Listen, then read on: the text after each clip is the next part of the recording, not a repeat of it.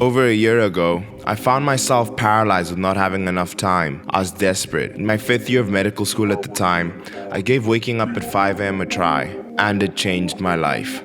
I documented my experience and even shared it here on my channel. Before it became this massive trend, you guys have been watching me over the past year. Let me know in the comments if you noticed the change in me. Be honest. I've been at university for 8 years. I finished medical school in 6 months. Safe to say I have this balance thing figured out. I failed a lot at everything. School, fitness, and life. And through failure, I've learned to succeed. In this video, I'll be giving you all my keys to my morning routine. How I balance medical school, fitness, my business, sponsors, my dog, girlfriend, and just overall being happy. This isn't a braggadocious video to show you how hardworking I am, but genuine disciplines I've learned through failure that finally helped me to succeed. I'm sure there are a lot of people who really benefit from this. If you're a student trying to integrate fitness in your life, or you're working a 9 to 5, you have a family, or just want to elevate yourself, you hit this video with a like and subscribe. It will help so many people in need of this information. Have you ever heard the famous saying, if you fail to plan, you plan to fail? That applies in this instance. What I love doing before waking up at 5 a.m. on a Sunday and every night before the day starts is planning out my entire day. This way it gives you a direction and it gives you a list of things that you want to accomplish by the end of the week. In a little book like this, I plan out my entire week, which includes 1, waking up. Why I love waking up at 5 a.m. is that it makes you feel like you've already won. You've already accomplished one particular goal. Another advantage of waking up at 5 a.m. is that within that morning window period, you're absent from social media. There's no one texting you, there's no one posting any pictures, so you have almost no distraction. And the amount of work I can get done within that morning period is so much compared to rather doing it at the end of the day where my brain is tired. So most of my brain power is utilized in the morning. All my tasks that require a lot of my energy and thought process is completed within the morning. 5 a.m. A morning routine should be exactly what it is, an effortless routine. 30 minutes to get your body awake and ready to tackle the first task. Time was 4 a.m. We went out to practice at 4 a.m. I'm not a businessman, CEO, nor am I a savvy entrepreneur, but you can learn a lot from them. I read that Sir Richard Branson and Steve Jobs used to wake up at 5 a.m. to get their day started, and I only took note. Your job is to try to be the best basketball player you can be, right? To do that, you have to practice, you have to train, right? You want to train as much as you can, as often as you can. So if you get up at 10 in the morning, train at 11, right? 12, say 12, train at 12, train for 2 hours, 12 to 2.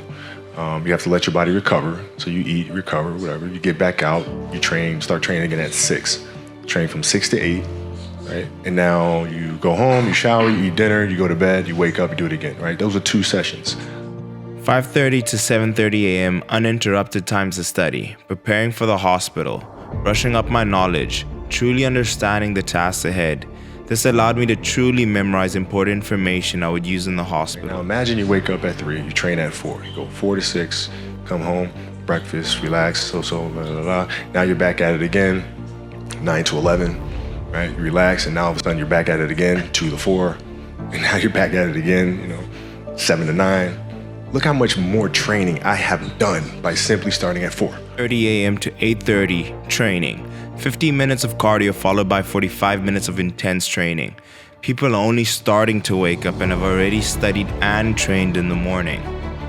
Right, and so now you do that, and as the years go on, the separation that you have with your competitors and your peers just grows larger and larger and larger and larger and larger. And by year 5 or 6, doesn't matter what kind of work they do in the summer, they're never going to catch up because they're 5 years behind. Right? So it makes sense to get up and start your day early because you can get more work in. I get ready. Here I'm wearing Legend London jeans. If you do want to check them out, see the first link in the description.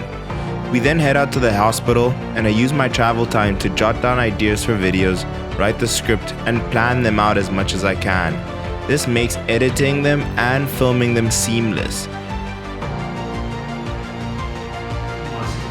Use traction and flexion and ulnar deviation. In that position, you can reduce most of the fractures of the wrist. After I finish at the hospital, my favorite part of the day is taking a walk with Blue.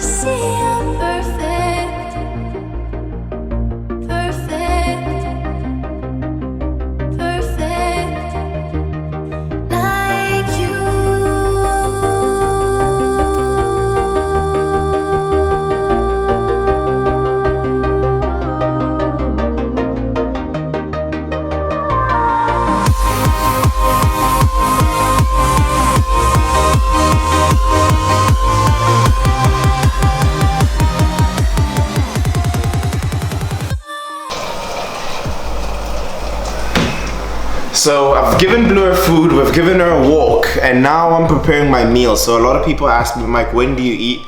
I practice a thing called intermittent fasting, where I fast for 16 hours and I eat within an 8-hour window period. That really helps me in terms of managing my food.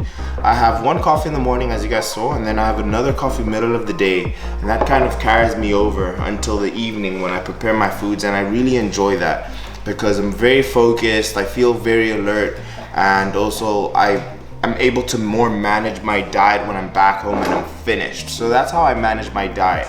I eat with that in an 8-hour window period. So it's 5:30 right now. I'll probably eat around 6 and then I'll get back to work. So that is how I manage my diet. I hope you guys are enjoying all the little tips and tricks that I'm throwing in the middle thus far. And finally guys, a lot of people are like, Mike, do you wake up every day 5 a.m. on weekends or days I don't have to go to the hospital? I do adjust. I also want to say, and I do stress, that sleep is very, very important. Minimum, if I'm having a very rough day, I get minimum 5 hours worth of sleep. But I do strive to get 8 hours worth of sleep. The idea behind that is that you want your body to be efficient. When you are sleeping at 5 hours consecutively, that is going to be so bad in terms of your concentration, in terms of effectively getting your work done. So I highly, highly advise you manage between 7 and 8 hours, you know, as much as you can. I never sleep more than 8 hours, but between 7 and 8 if you can.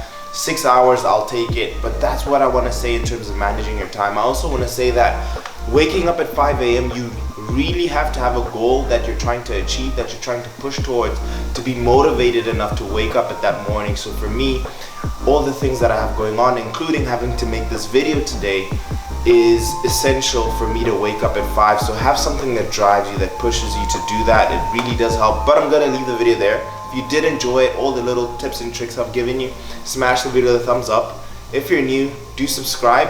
And here's a video that I filmed with Gymshark. If you guys would like to see that, you guys can click on that. It's a full body workout that I filmed with Gymshark. It's on their channel. It's really awesome. Drop a comment on there. Say we came from Mike's video. I'd really appreciate it. I love you guys. Also, if you have any questions, I have a reputation for replying to all my comments. Ask me a comment down below in terms of how I manage things or diet, whatever you want to know, I will get back to you. Peace.